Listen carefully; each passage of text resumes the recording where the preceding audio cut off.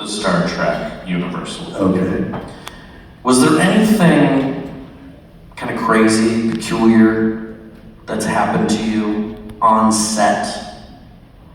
Well, I mean, it's a set. It's, from the moment you enter the door, it's all crazy. It's crazy. Filmmaking is crazy. I mean, it's crazy. You have to make, in our series, maybe more or less now, but in those days on my set, that we had to shoot 10 pages a day. Had to shoot 10 pages a day because we worked 6 days a week. We had to get that whole show out in 1 week. And that's the way it was. Had to be. And they didn't want you to go overtime because our budgets were so low.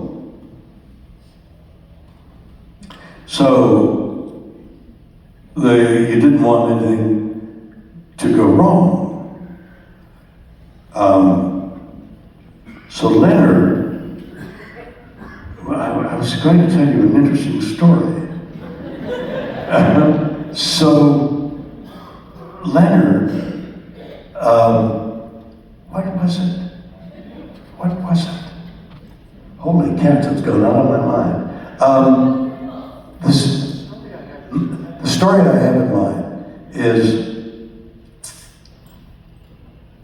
we had to make use of every day as quickly as possible. So I got it. So every so often, I mean, we were on a stage and we had rocks, plastic rocks that looked like rocks. They were made of plastic on rollers. So when we go to the planet that we were landing on, they'd move the rocks around on the rollers and they'd anchor them. And that'd be the change of set. We were inside almost all the time. Only every so often, we would go out. We'd go to a location. And usually, the location was on the St. Andreas Fault, which is about 50 miles outside of Los Angeles. And the San Andreas Fault is an earthquake fault, and there are jagged rocks everywhere. Big, jagged, ugly rocks that would be like some planet. So we would go out there, get there before sunrise, and leave at sunset, and do the whole day of shooting these rocks. So the director says, all right, everybody, we're going to go on location tomorrow. It's an hour away, so be ready. Leave at 4 o'clock in the morning because the sun rises at 6:30. I want everybody ready to work at 6:30. Makeup, wardrobe, everything. And I said to the director, wait a minute. What happens if I put my wardrobe on in the morning? Like, I'll take it home tonight, put it on, and then I won't have to do wardrobe at 4 o'clock, and I can go to makeup, and I'll save 15, 20 minutes. That's a great idea. Take the wardrobe home tonight, put it on in the morning, and then drive to a location, and it'll save you a few months. That's a great idea, Bill. I wonder why nobody else has thought of that.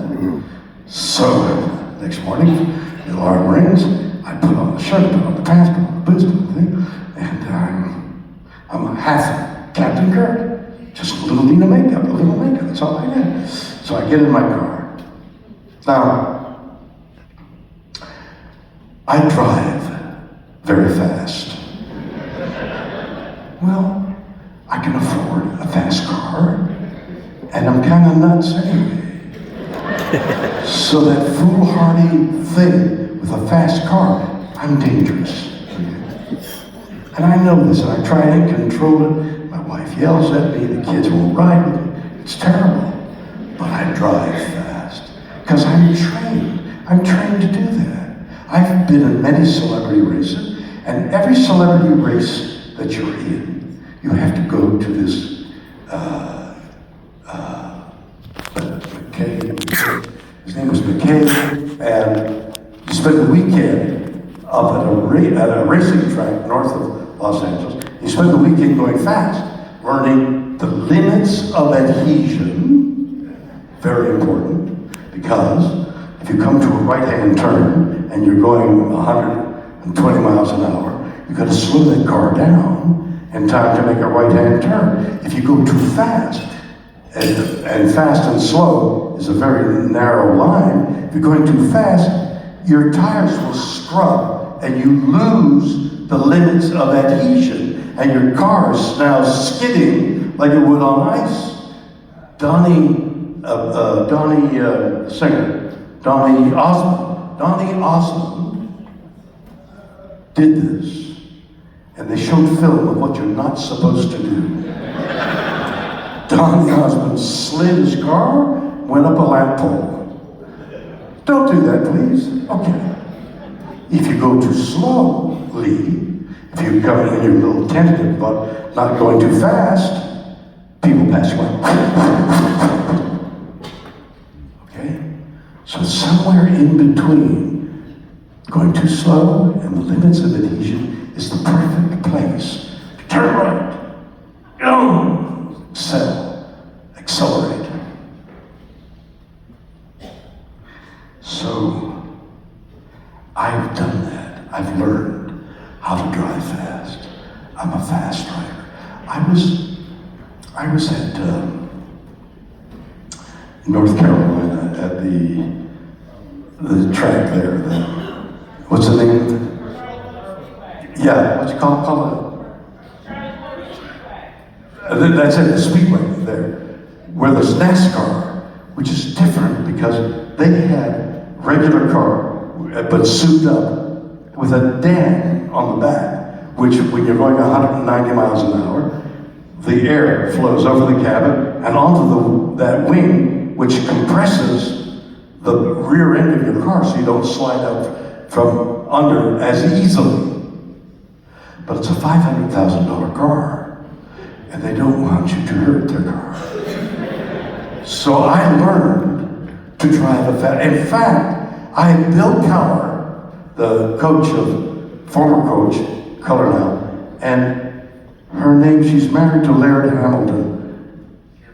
Gabrielle Reese, 6'3", great athlete. So there's three of us in a car, several cars, maybe 20, 30 celebrities.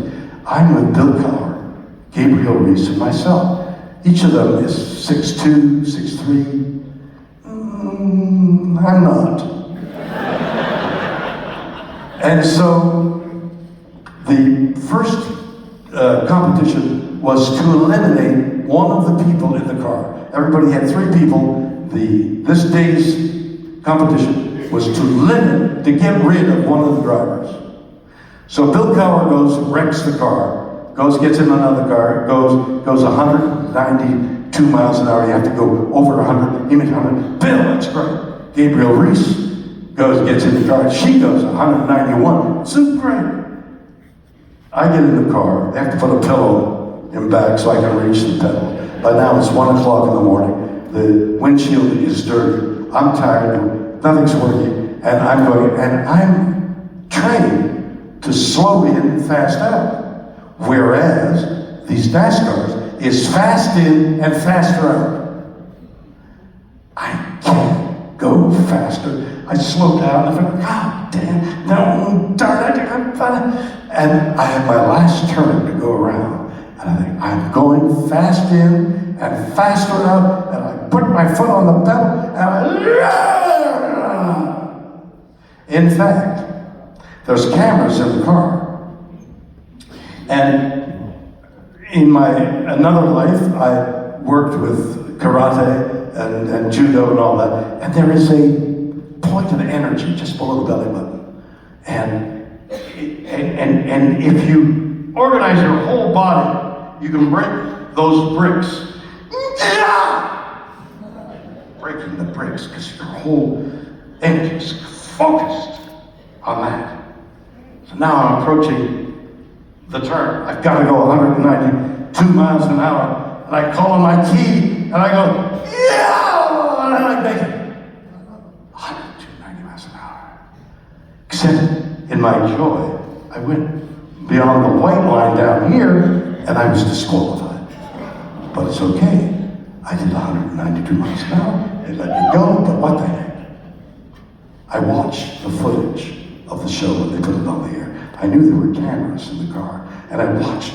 I said to my wife, here's where I released my key, watch this. And we're watching, and here's how I released my key.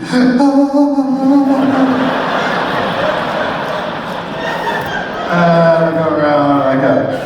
And so I drive fast, I know how to drive fast. So now I'm in my costume, it's 4 o'clock in the morning, I get in my fast car, and I go fast down the highway. Then I'm gonna get to before sunrise, and then I see a red light behind me.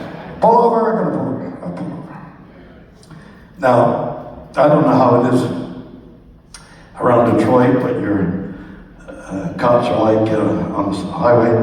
The highway cops in Los Angeles, they're right out of leading men. I mean, any one of them could be a hero in a movie. You know, they wear the pants and the boots, and they got the belt, they got the thing, the sun, they got the hat, and they wear sunglasses at night. And so I pulled over, the guy comes up to me and he says, "Excuse me, sir, can I see your license, please?" And I give him my license, and "Would you come out of the car, please?" Come out of the car? Okay. I get out of the car, turn around in my face. And he's looking at me with the dark sunglasses. I can't see what he's thinking. Or he's looking at me, he looks me up and down. He says, "Where do you think you were going so quickly?" And I think, I was doing 110 miles an hour on a freeway. I'm in for a felony now, it just doesn't matter. So I think, what the hell with it? I said, "I'm looking for my spaceship, all right?"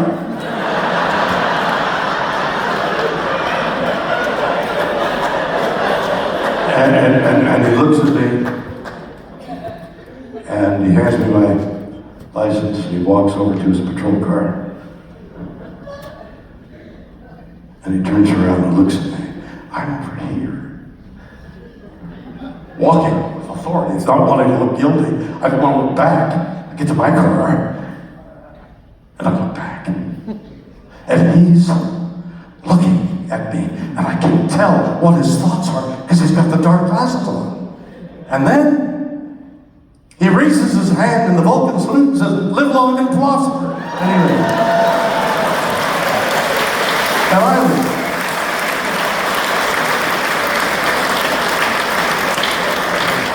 That's Los Angeles for you.